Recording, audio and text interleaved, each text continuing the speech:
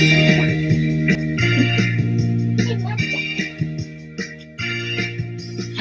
バンババンバンバアビバビバビバババンババンバンバアビババのババンババンバンバアビバビバビバババンババンバアビバモモ。はい、藤子さんでございますよ。本日もお付き合いよろしくお願いいたします。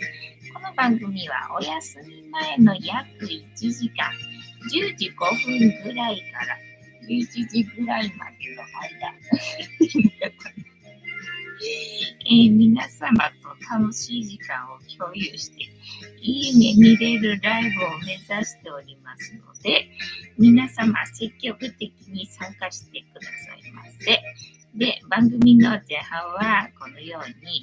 にゃんこにカリカリ、夕飯の残りのカリカリと、鰹節を用意しておりますので、猫の姿がそこそこ楽しめると思いますので、猫目的で参加される方は、ぜひ番組の冒頭に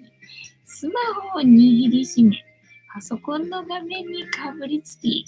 息も止めて瞬きもせず、ご視聴いただくことをお勧めしておりますよ。そして、そのままくたばらないようにご注意くださいませ。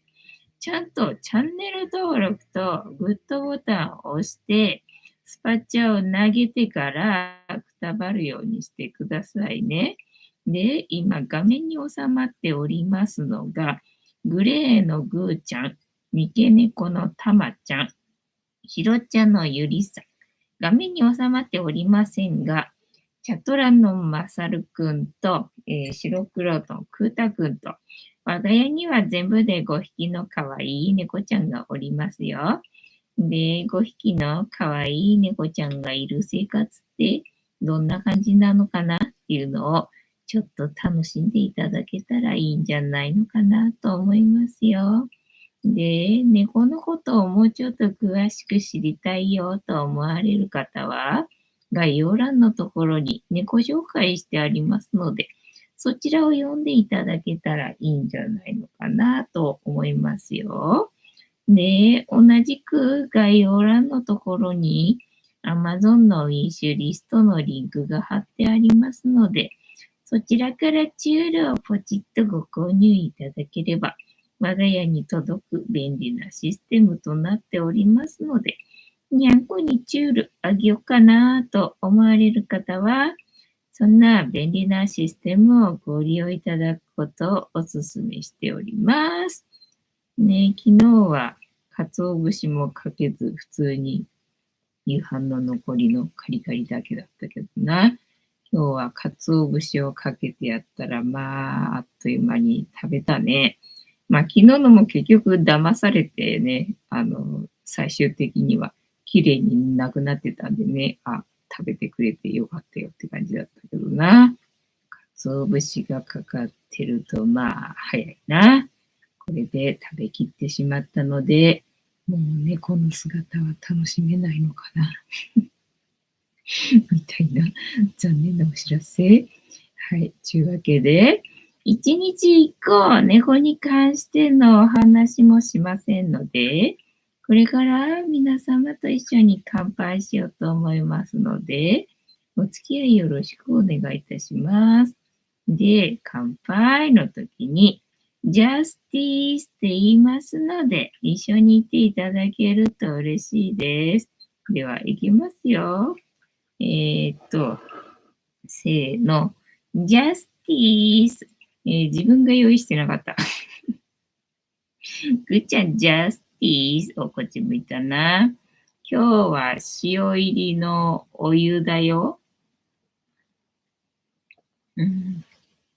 セクシーポーズ、ぐっちゃんな。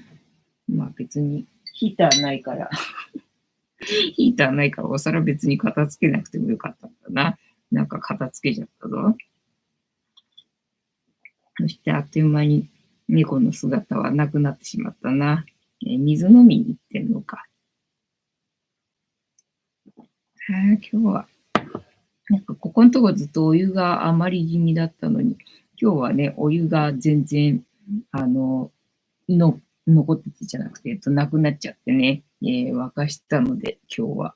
結構厚めの、で、久々にね、塩入りの、お湯にしてみたけどな。なんか塩の加減をすっかり忘れてしまったのか、たっぷり入れてしまったようで、ちょっとしょっぱい。ちょっとしょっぱい。塩入りのお湯でございますよ。カニタンさん、ジャスティース、ありがとうございます。ケンタマさん、今夜もジャスティース。カニタンさん、藤川さんより早かった。ありがとうございますね。みんなが書き込んでくれるのは私はずっと待っているんだけどね。誰も書き込んでくれないのは何なんだろうか。新しいルールが出来上がっているな。てったまさん、藤子さん、皆様、こんばんは。ボスは本日も、よろしくお願いいたします。タヌコさん、こんばんは。ジャスティス、ありがとうございます。ヨンさん、ジャスティス、今日はおでんなのかなね、今日は昨日ほどは暖かくはなかったというか、まあね、寒くはないけど、昨日みたいに暑くはなかったっていう感じがね。でもあれか、桜一気に咲いちゃったのかいっていう感じだからさ、なんだっけ、千鳥ヶ淵のさ、ライブカメラがあるわけよね。でそれのさ、サムネだとさ、満開の桜だから、と思って、そんな咲いちゃってんのと思ってさ、焦ってみるとさ、なんか昨日の時点ではさ、全然やっぱり咲いてないじゃん、みたいな感じだったんだけどさ、今日さっき見た感じだとさ、なんか満開、あれ満開みたいな感じでさ、ちょっと一日で急に咲きすぎじゃねみたいな感じで、本当なのって感じだったな。だから昨日だと夜だけど、なんかボート漕いでたんだよね。ライブカメラだから今の時間だよねって思いながらさ、夜もやってんだななんていうふうに思ったんだよね。でも桜は全然咲いてなさそうだなみたいな感じだったんだけどさ、今日見たら全然ボートはやってなくて、で、桜はなんか満開に咲いちゃってるような感じだったんだよね。だから、あれと思って、あのボートって土日しかやってないのかな、平日はやってないのかなみたいなね、感じで見てましたね。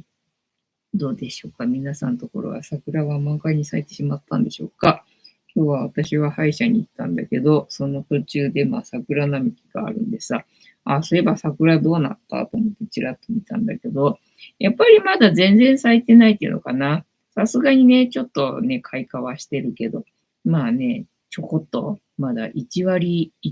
咲きみたいな、一分咲きか。一分咲き程度でね、全然だよっていう感じだったのにさ、それと比べたらなんか千鳥ヶ淵のライブカメラがおかしいぞ。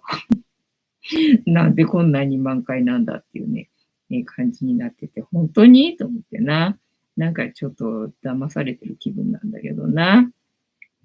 てんたまさん、ぴよんさん、おでんですかね。今日なんかおでんなんか美味しそうな感じよね。ぴよんさん、てんたまさん、おでんはちくわぶですね。てんたまさん、ちくわぶこちらでは売ってないので、食べてみたいですね。ねピヨンさんもちくわぶ知らないんじゃなかったっけね、あれは関東というか東京の食べ物、関東かな、だったみたいなんでね。そりゃみんな知らねえわと思ってさ、逆にびっくりしたよみたいなね、感じだったよね。なんだ、東日本東日本の食べ物で、西日本の食べ物ではないのかなと思いきや、そうじゃなくてな、関東圏でしか食べられてないっていうのがね、逆に驚きだったっていうね、ことが分かったよね。みんなちくわぶ知らねえって言い出したきっかけでね、そういうことが知れて、よかったよ。てんたまさん、おでんで花見したいです。そうだね。おでんがいいかな。おでん持ってってな、鍋持ってって、おでん作ればいいかと思ったけどさ、あれどうなんだろうね。カセットガスとかででもさ、なんか調理して食べてる人いるよね。大丈夫なのかな、それともダメなのかな、持ち込みな。だからそれも考えて、で、モーリアンヒートパックならあるから、まあ、それでね、缶詰とか、そういうレトルト製品とかは、まあ、温めることはできるんだけど、まあ、ちょっと絵的にさ、なんか煮込みたいよね。なんか煮込んで食べたいよねって思ったんだけど、ただそのテーブルとかもね、結局ね、花見毎年しないからと思って、なんかいつかするようにと思ってさ、買ったはいいけど、結局一度も使わずじまいだったんでね、なんかもういいやと思って、処分しちゃったんだよね。だからテーブルとかないんだけど、なんかね、どうせ花見するなら、なんか鍋を持ち込んで、煮込んで食べたいよねっていうふうに思ってたんだけど、たださ、そのね、持ち込んでいいのかどうなのかっていうのと、あと持っていくのがまあ大変っていうのとな、なんかいろいろあって、ちょっと考え中みたいな。てんたまさん、ヒートパックは絵的に微妙ですね。そうだろうそうだろう。しかもさ、なんか急に暑くなっちゃったし、で、またさ、雨なんだよね。ずーっと雨なんだよね。なんか桜の時ってそうなんだよね。せっかくさ、桜が咲いてね、綺麗に見れていい時期にもかかわらずさ、大概ずっと雨なんだよな。なので、と、はい、大丈夫ですかね。なんだっけ、雨だから、だからね、なんだっけ、晴れると暑いじゃんみたいな時期だよな。だから暑いのにおでんもちょっとどうかなって思うんだよね。かわいいな、たまちゃんな。で、最近はなんだっけ、あえて飲まない花見が流行ってるのか、なんとかっていうね、ニュースかなんかの YouTube を見たのかな。でね、最近の若い人はお酒全然飲まないよっていうので、でね、飲む人と一緒だと、とりあえずビールで乾杯させられるけど、最近はもうね、そういうことしなくてよくなって、良くなったよっていうふうに言ってて、いいなと思ってさ、まあいいなっていうか、大概私は、お酒飲めないからっていう理由で、ね、花見は断るっていうことができてたけど、そうやってね、飲まない花見が流行ると、逆に今度は花見を断る口実が、ねえなってちょっと思ってみたりとかね、いう感じ。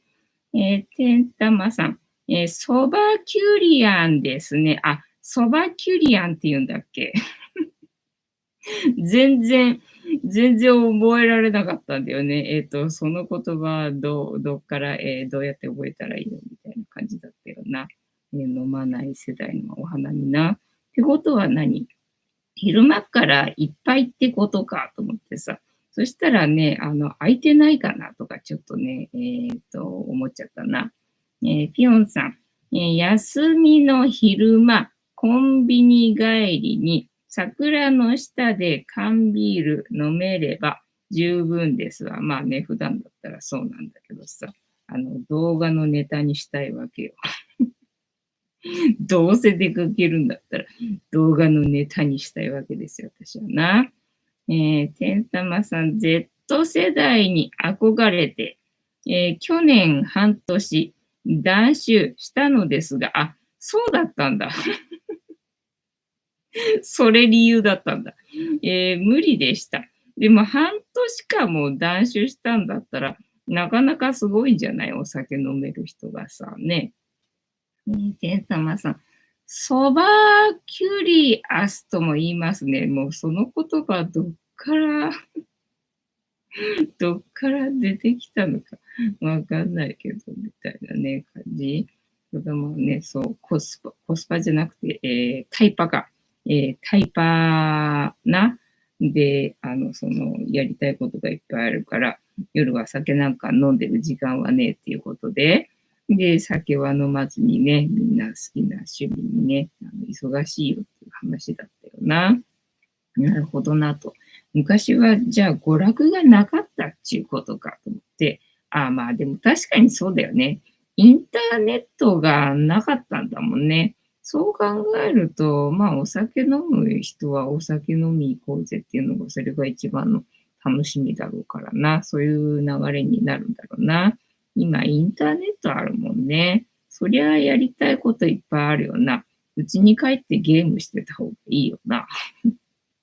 酒飲み行くよりな、みたいなな。そんな感じよね。なるほどね。それでタイパとかいう言葉が出てきたわけな。そんなに生き急いでどうすんですかね。どうせ人生は暇つぶしなのにな、なんてさ、まあ思ってみたりな。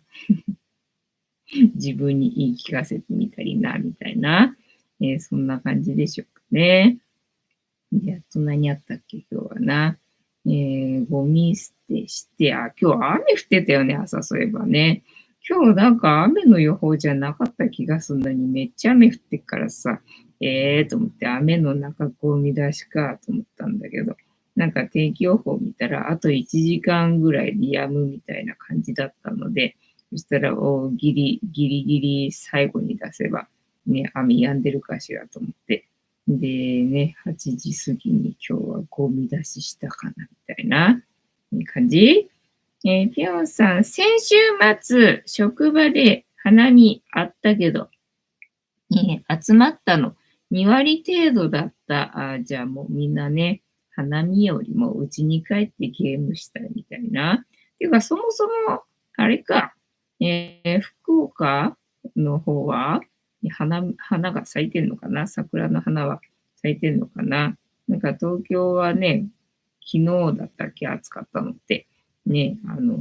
そのニュースかなんかの YouTube 見てたけどさ、もう花はやっぱり咲いてなくて、ただ暑くって、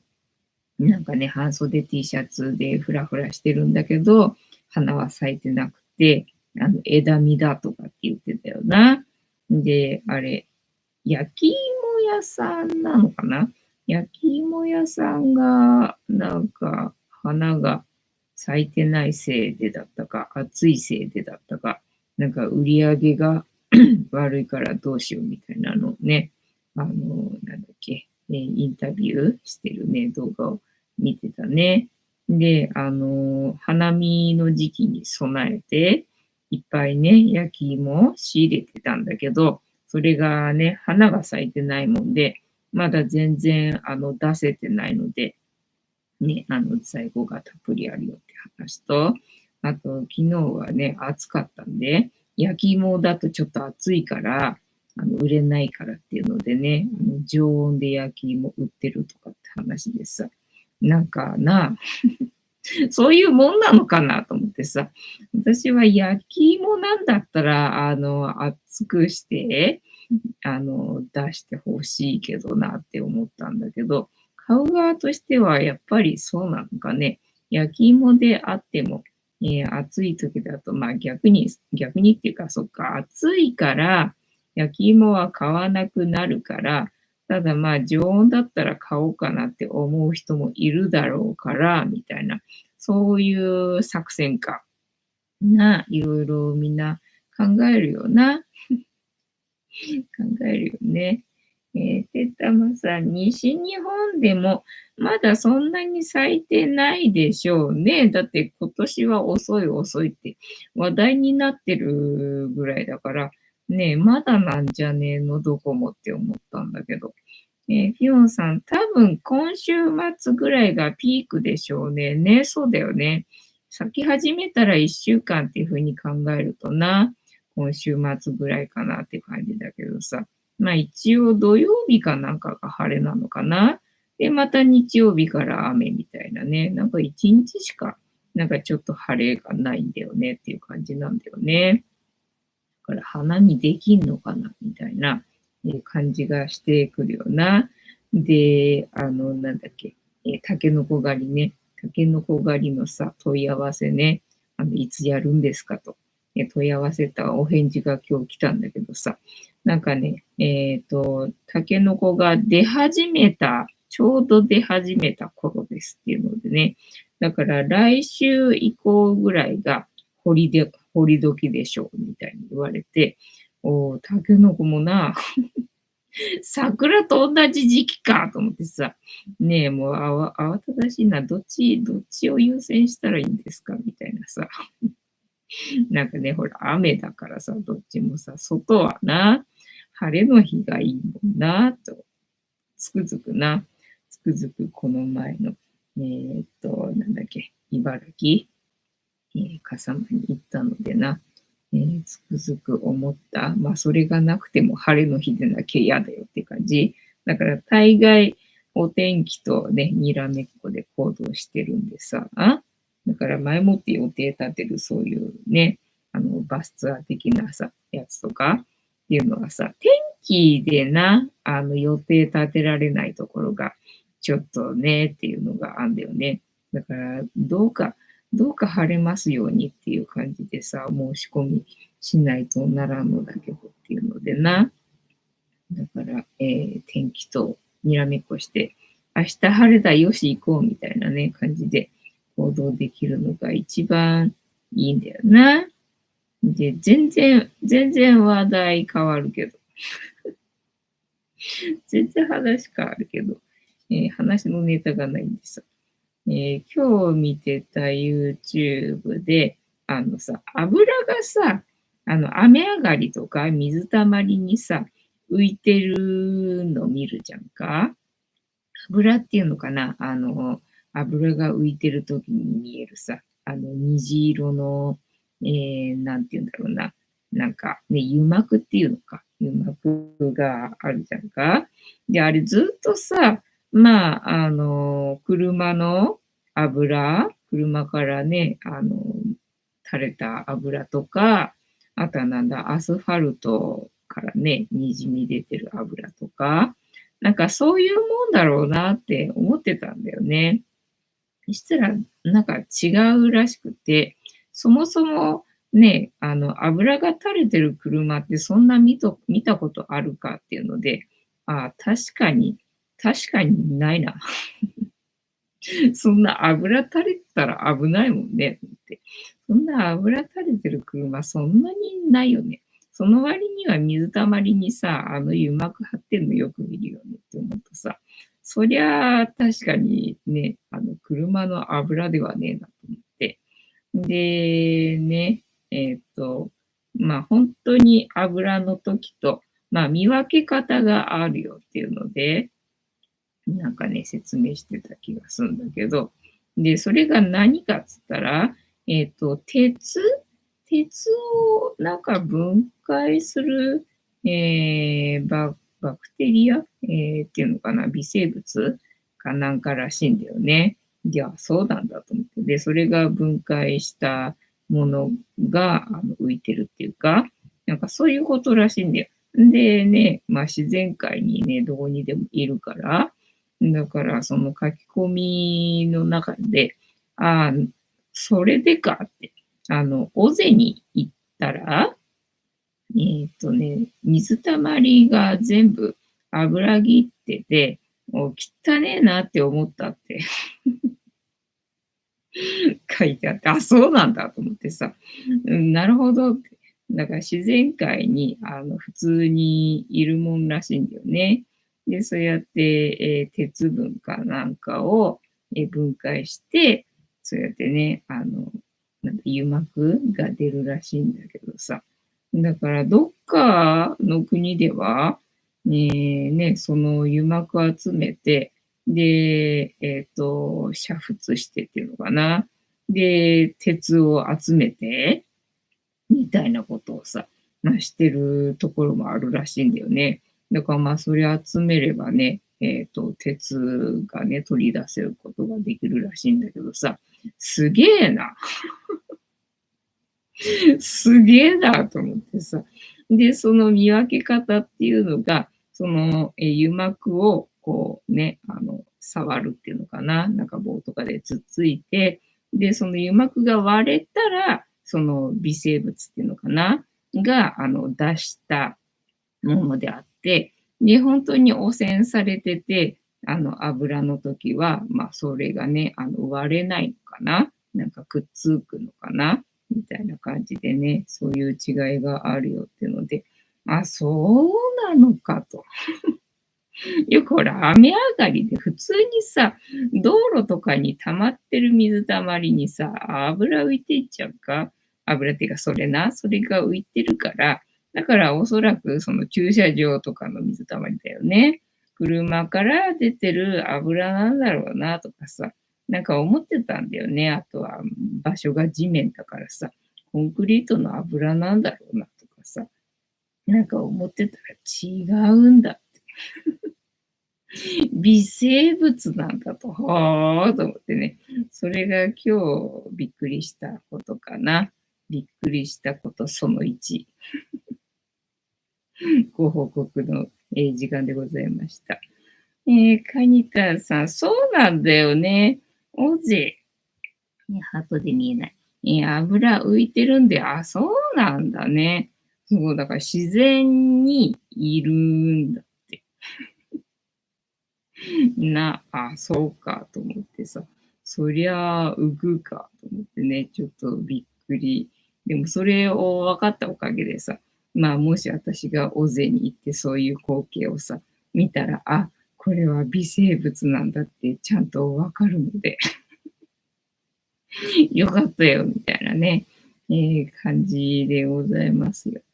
はい。あとはどうしようか。今日の質問は、なんだったっけな。今日の質問、エイプリルフール、そうだ、今日4月になったんだ、そういえばな。4月になったよ。今年もあと残すところ3分の2になったわけだな。まあ、よく生きてきたね。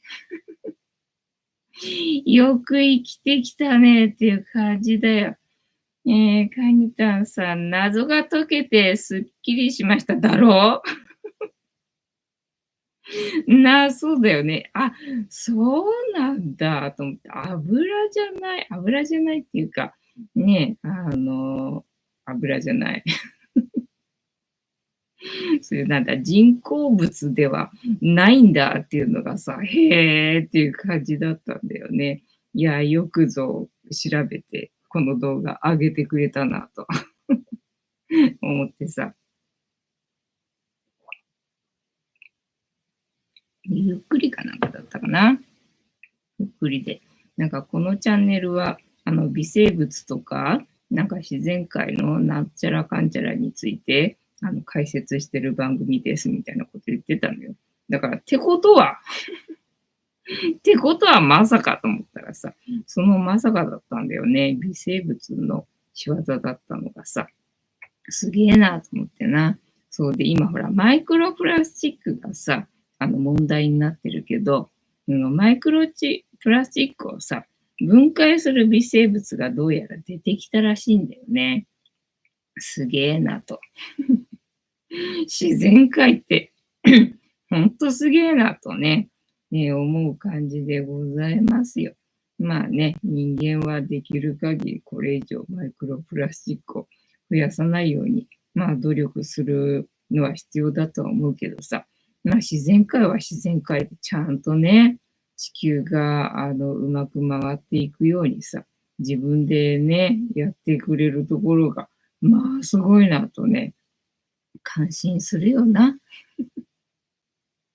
感心するよなっていうのでな、タロットカードタイムでも行こうかな。はい、本日もタロットカードタイムでございますので、78枚の中から1枚引きまして、今の私たちに必要なメッセージいただこうと思います。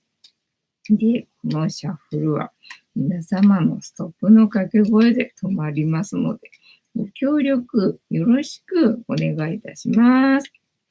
そうで、虹色のね、油が浮いたような油膜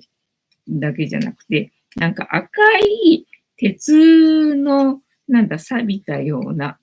色のが、沈んでるか浮いてるかわかんないけど、まあそういう現象もあるらしいんだよね。まあそっちはあんまり見ないから、あんまりピンとこないんで覚えてないんだけど、なんかそれもそうらしいんだよね。で、それも本当に汚染されてる場合と、違う場合とあって、まあ、それもまあ同じかな。その虹色の油膜の時と同じような感じかな。微生物のだったら、特にね、なんかくっついてきたりとかっていうのはないんだけど、まあ人工的なものの場合は、まあね、汚れるよみたいな、そんな解説だった気がするんだよね。まあすごいよな。自然界っていうのな。で、あともう一個びっくりしたというか、へえ、そうなのかって思ったのがさ、今さっき聞いてた YouTube な。今さっき見てた YouTube で、臨死体験した人ね、まあ自殺をして何回も自殺未遂を繰り返して、ようやくね、死ねたんだけれども、で、体からね、魂が抜けて、幽体離脱状態になったんだけれども、でそれで自殺未遂した時が30歳だったらしいんだよね。そしたら、そのね、自分がおぎゃーって生まれるところから、まあ、走馬灯のようにね、全部、やり直すよって話は、まあ聞いたことはあるんだけど、まあ、走馬灯だったらいいよっていう話でさ、走馬灯だったらいいよ。これね、本当に、30歳でね、自殺したから、生まれた時から30年間、全部やるんだよっていうので、嘘みたいな感じね。だからずっと隣にいて見てるらしいんだよ、自分のことをずっとさ、生まれた時から。で、寝てる時ぐらいいいじゃんかって思うのにさ、寝てる時もずっと一緒にいるんだって。だから、つまりね、30年間、やってきたんで、で、今、50いくつなんで、今、80いくつ、なんだ、80何年、生きてるっていうことになるんだっていう話でさ、おー、マジか。長えな。なんか500年スイッチだったっけなんかなかったっけ ?500 年だったか、50億年だか忘れちゃったけど、5000年だったか忘れちゃったけどさ、スイッチって話なかったっけね、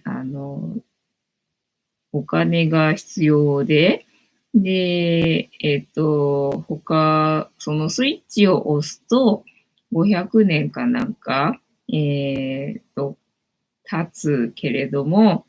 お金は入るとかっていうので、でね、お金がどうしても必要なので、結局そのスイッチを押すと、500年だかなんか経って、で、ようやくお金が入るみたいな、そういう究極の、選択的な、なんか話なかったっけなんかそれやるんだと思ってさ。マジかと思って。だから、自殺はするとな、そこから動けないっていう話聞くけど、まあ、そういうことみたいなね。なので、もう、でね、生まれ変わったっていうのかな、生き返った時に、もう自殺は絶対しないって思ったらしいんだよね。で、もうこうなったら、ただ楽しむためだけに、生きてやるっていうね、もう覚悟が決まって、で、復活しようと、自分の体に戻ろうとするんだけど、これね、戻れないんだよって。戻れないんだよって話で、マジかっていうのでな、まあそこでまたね、いろいろと、へえって話がね、今日は聞けました。ね大吉さん、はい、LINE ディリアストップこんばんは。妄想は本日もしぶとくやっておりますよ。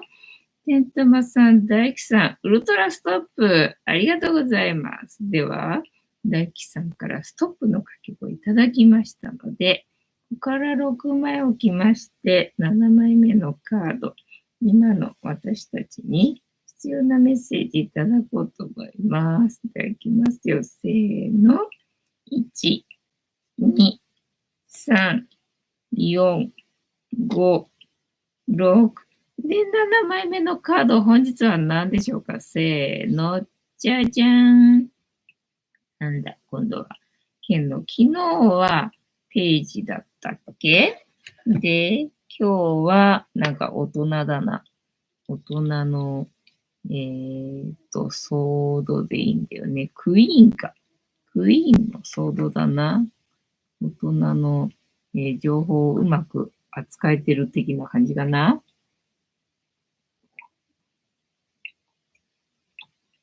うん。でも逆位置だから微妙なのかな。そんなにうまく扱えてねえよ的な。そんな感じ。と、ソードの、クイーンか。クイーン。はい。ソードクイーンの意味。解釈。はい。お願いします。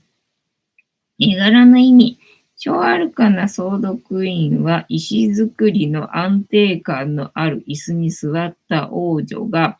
左手を差し伸べて訪問者を迎え入れています。その右手には突き立てられた剣が握られており、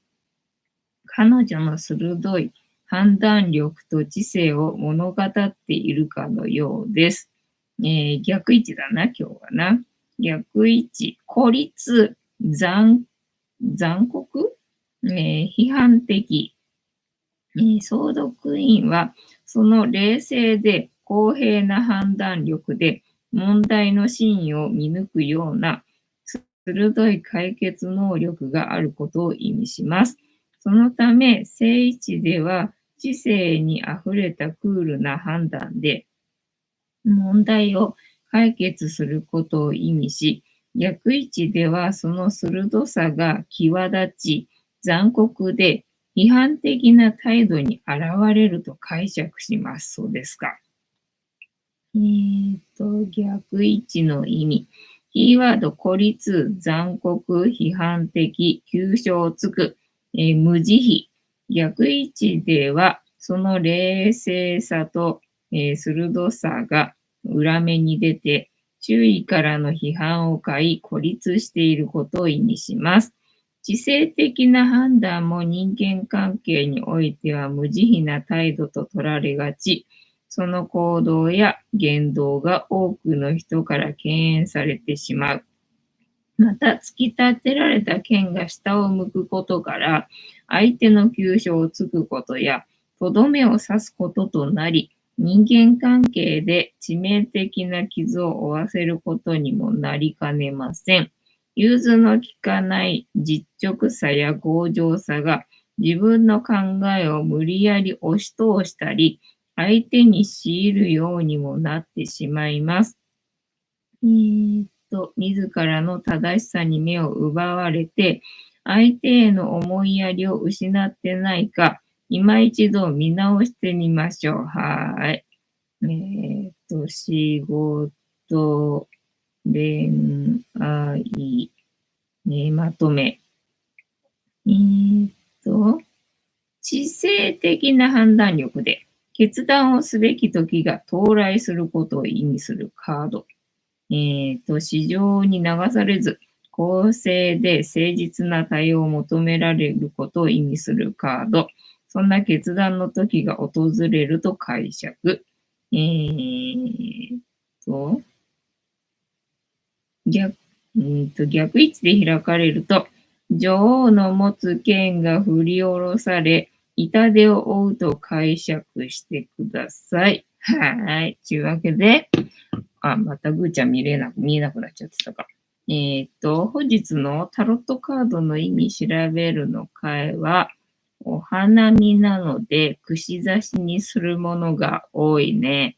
焼き鳥とか、おでんとか、団子とか、なんかね、串がいっぱいいるよねっていうね、カードだったかな。はい。楽しみにしていただけたら、楽しみお花見がね、楽しみにしていただけたら幸いでございます。はい。あとは何の話する？ 15 分あるね。15分あるけど、あと何の話しようかな。あと何かあったかな。臨死体験して戻ろうと思ったら戻れなかったよと。で、その自分が倒れてる格好と、もう寸分たがわずね、同じ格好になって、ようやく戻れたみたいなこと言ってたかな。で、戻ったら戻ったで、今度は体があるから痛えっていう話でさ、まあ痛いっていうのでね、ただもう自分は死なないっていうか、もうその臨死体験やったおかげで、ああ、なるほど、全部うまくできてるんだっていうことが。でね、大丈夫、俺はもう死なねえからっていうことが分かって。なので病院には行かんつって行かなかったんだけど、その時は。ただやっぱりちょっとしんどいんで、行ってきたっていう話をね、してたかな。けんたまさん、たけのこ狩りですが、地元では有名な、見えない、未解決事件がありまして、なるほどな。なるほどな。たけのこの、里、たけのこの山。たけのこの山、きのこの山、たけのこの里ではいろいろあるんだな。なるほどね。でもなんかね、良さそうな感じのところ、そのお返事の、文言を見る感じだと、なんか良さげな感じだなと思ってさ、とりあえず問い合わせと思ってさ、ね、いつやりますかっていうことだけ問い合わせでしたつもりだったんだけど、お返事の感じがなんかなかなか良さそうな感じのところだったと思うんだよね。で、値段も結構するから、ああ、そんなすんのかとは思ったけど、ただ多分他のところも同じぐらいっていうのかな、なんかグラムで買い取りみたいな感じだったんだよ。そうするとさ、何グラムだかわかんないじゃんと思って。でね、なんか他のところは入場料が500円だとかさ、なんかそんな感じで書かれてるんで、そういうイメージでいるけど、ね、で、掘った分はグラムで買い取りみたいなこと書かれてるんで、そうすると合計すると同じぐらいかと思って、そう考えると交通費だよななんて思ってさ。で、まあそこはちょっと高いけど、ね、で、他のところはなんかもうやってないのか、子供だけなのかみたいな感じでね、地元民だけなのかみたいので、なんかこれ私参加できんのかな、どうなのかなみたいな感じだったんだけど、そこはそういうのがなかったんで、で、いけるかなと思って、で、問い合わせして、ああ、すいません、大人の方は、みたいにさ、まあ言われるかもしれないしっていうので、まあ問い合わせてみたんだけど、全然なんかね、良さげな感じだったんで、ちょっと行きたくなってきた。ちょっとやりたくなってきたよ、みたいなね、感じだったんだよな。タケノコね。でもタケノコさ、刈るのはいいけどさ、そのアク抜きね。アク抜き誰かやって。アク抜き誰かやって、みたいなね、感じで。嫁行ってた時はさ、まあ山があったんでね、そこでお父さんがさ、まあタケノコを取ってきちゃさ、まあ自分でせっせとね、アク抜きして調理してたんで、別になんてことはなかったんだよね。ただまあね、しょっちゅうというか、お父さんはね、硬いのが好きらしくて、だから結構成長しちゃってるタケノコを取ってきて、で、硬いところをね、食べたみたいなのを調理して、いつも同じなんだよ。いつも同じもの作るの。いつも同じで、で、ほら、男性だからさ、ちゃんときっちり、調味料をさ、測って、グラムとかもさ、食材のグラムも測って、調味料も測って作るもんだから、いっつも同じ味のものができるんだよね。だからね、さすがに、たまにそれを食べる分にはいいんだけど、毎日同じものがね、食卓に上がるんですよ。なので、時々なんか違うものを作ったりとか、私がしてたかなとは思うんだけどさ。だから、アク抜きはさ、もう誰かがしてくれてたからいいんだけどさ。で、若い頃な、嫁に行くなんかよりも全然ずっと前に、タケノコもらって、で、どうすんだと思って、皮を剥いても皮を剥いてもさ、なんかずーっと皮なんだよね。だから結構でっかいタケノコもらったと思ったけど、中身すっげえちっちゃくなっちゃってさ、いや、これなんか違う気がする。なんかこれ違う気がするけど、と思いながら。でね、自分なりに調べて、まあインターネットあったかな、その時っていう感じなんだけどさ。まあそれで多分調べたんだと思うんだよね、そのアク抜きの方法さ。で、なんかやった気がするけど、まあ大変っていうの、そのさ、皮が剥いてね、そのちっちゃくなっちゃうまでずーっと皮剥いてたじゃんか。もうそれがまあ大変よ。それがまあ大変なのにさ、そのちっちゃくなっちゃったやつ、またアク抜くんですか、こっからみたいなね、感じで、それでさ、調理して、今度はさ、食べるわけでしょ。もうこんだけ大変な思いしたのにさ、もうこれだけかよっていう、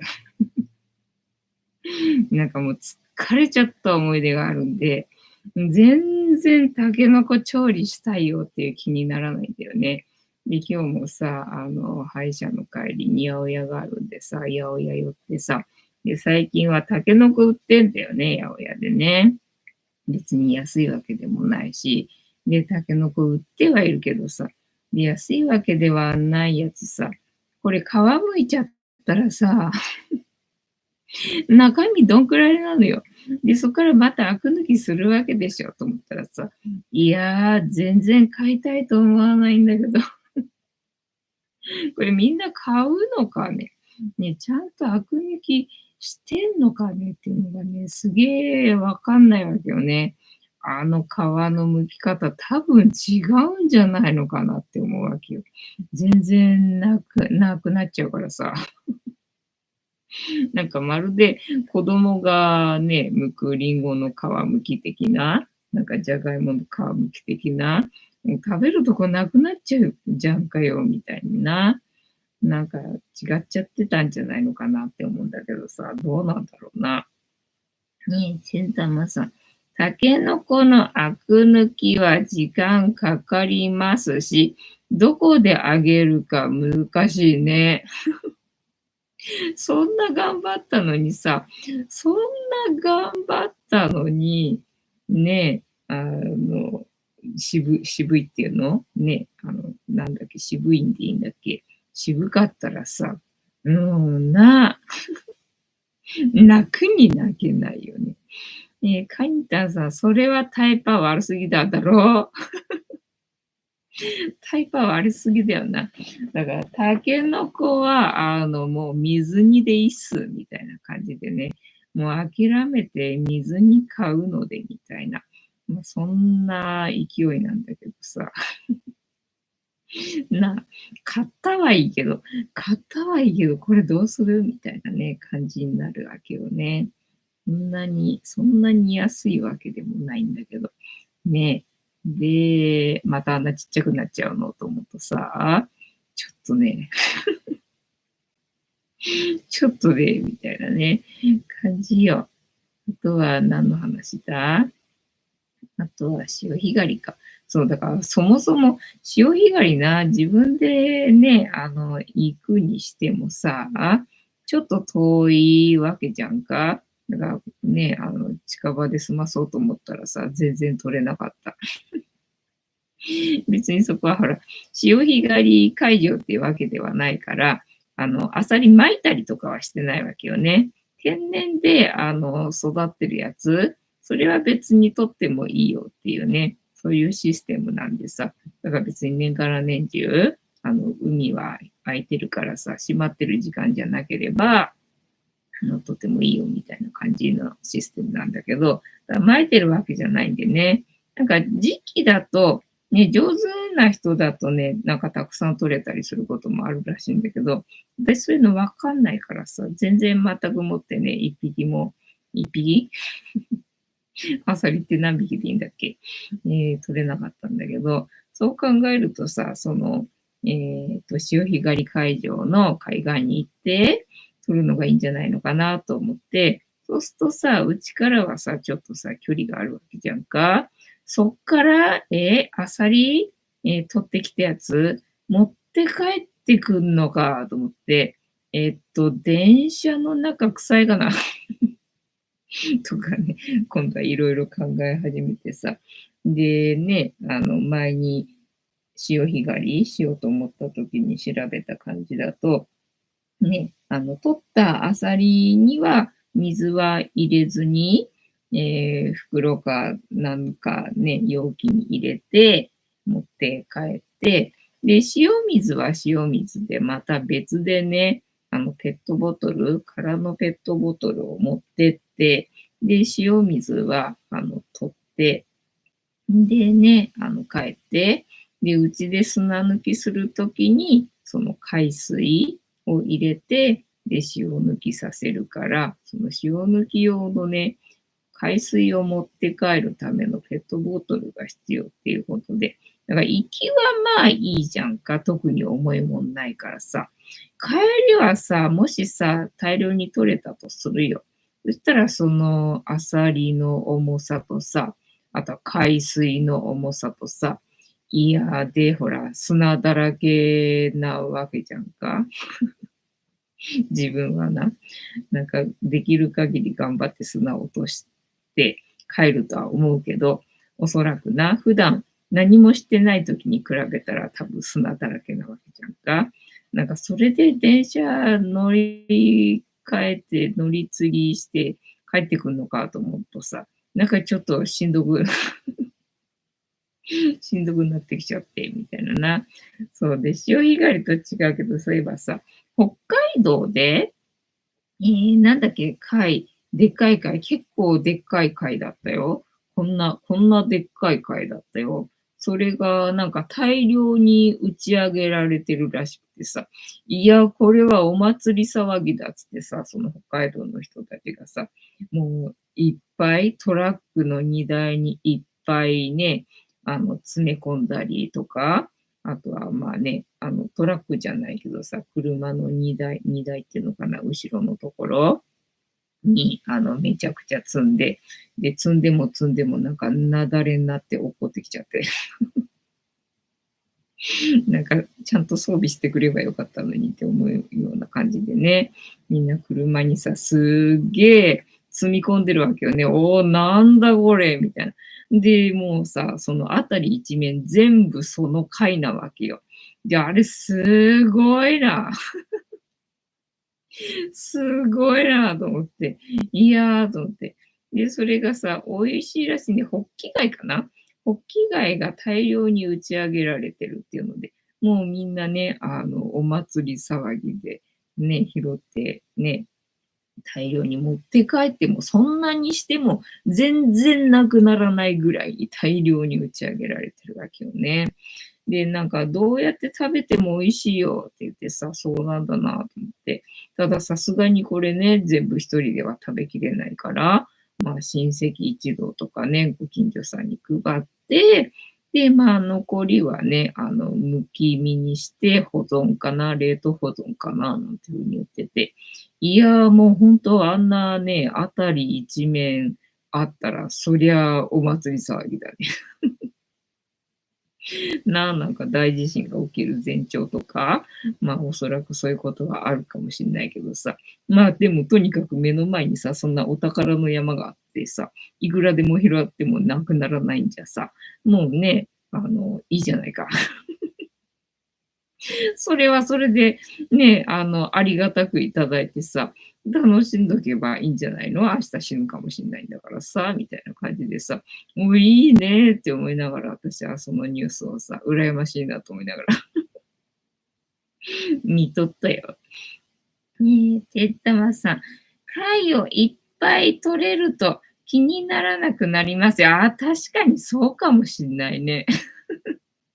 そう、だから最初は自分一人で行ったるわと思ってたんだけど、いや、これバスツアーで行った方がやっぱ楽かなとかって思い始めて。思い始めてね、どうしようかなと思って。だからバスツアーだと多分ね、混んでる時に行くんだよね。おそらく土日かなんかだと思うんで開催されるの。そしたらさ、普通に行ったってさ、混んでるだろうにさ、そこに当てていくのかっていうのがさ、で、ね、参加費も別に安くないしっていうので、って思ってたんだけど、なんかめんどくせえなって思い始めて。そしたら、あれ、バスツアーのがもしかして楽かなと思ってさ。だってツアー客みんなね、砂だらけなわけだしさ。だから、ね、それでみんなで一緒にいる分にはさ、別にいいじゃん、気使わないからさ、みたいなところがあって、あれ、これバスツアー申し込んだ方が楽かと思ったんだけど、いや、でもそんな人混みの中に入っちゃったら、私また迷子になるから、やばいしなとかね、なんかいろいろ考えちゃったよな。てんたまさん、ボンゴレパスタ大盛りでね、ホッキ貝、何にしても美味しいよっつってたから、まあパスタにしてもいいのかもしんないけど、でもこんなでかいよ。さらに何個乗るかな、みたいなね。そんな勢いでしたよ、というわけで、本日も竹縄ではございますが、いいお時間になってまいりましたので、そろそろ開きにさせていただきまして、一応動かなかったな。調子が良ければ11時ぐらいまで毎日のようやっておりますので、お時間合うときはお付き合いいただけると嬉しいです。めっちゃ動いた。で、私の人生の目的は、私の笑顔で私とみんなを幸せにすることですので、チャンネル登録がまだの方は、チャンネル登録とグッドボタンを押して、スパチャを投げといていただけると、私が笑顔になりますので、よろしくお願いいたします。あと、ご無理でなければ、お友達へのシェアもよろしくお願いいたします。猫の姿が物足りなかったよーって方は、このチャンネルには、あ、猫の動画がいっぱいありますので、そちらを全部見といていただけたらいいんじゃないのかなと思いますよ。てなわけで本日もお付き合いありがとうございました。次回も見てくれるかな？はーい。いいとも。じゃんけんぽい。はい。ではでは、夢見てね。おやすみなさい。バイなら。